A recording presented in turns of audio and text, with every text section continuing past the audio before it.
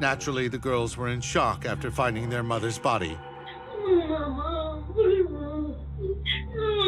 mommy. Mama.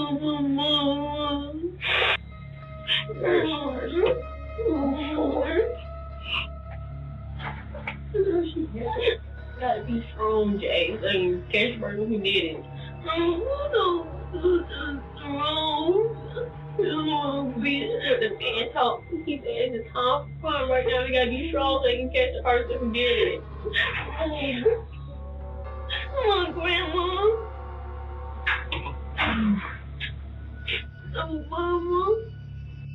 After a while, investigators were finally able to ask the twins the key question. Did they have any idea who would want to kill their mother?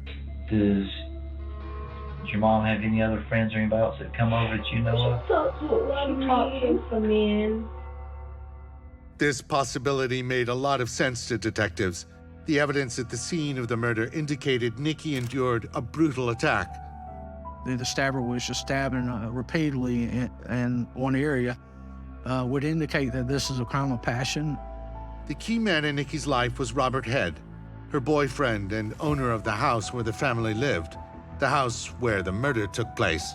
Robert being her live-in boyfriend, of course we wanted to speak to him and find out where he was or what was going on.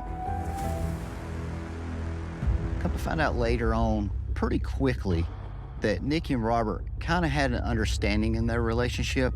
That understanding was that both partners were free to see other people. Robert was smart enough. He knew that Nikki was young, much younger, and that she was still wanting to go out and do stuff that young people do, go to clubs and that sort of stuff. He wasn't interested in it. Robert, a long-haul truck driver, was away from home for days at a time. He didn't really care what she did when he was gone. He just wanted her there. Just when he was home, he wanted her there, and she obliged that. GPS satellites were able to track down Robert's whereabouts for the time of the murder. We got in touch with his trucking company, and they had GPS on their trucks, and we were able to follow the route and use his phone to give us times of where he was, and he was out west and had not come back since he had left. So we had cleared Robert as being suspect. But the twins said there was a new man in the picture, and they didn't know that much about him. His name was Joe Carter. We talked to some men, but the only one I've been hearing her talk to lately is Joe. And that's what I keep telling everybody about.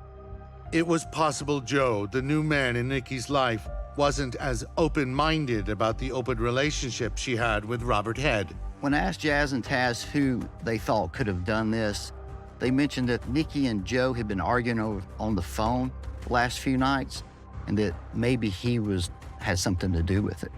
Because they were arguing last night. Okay. What do you know about Joe?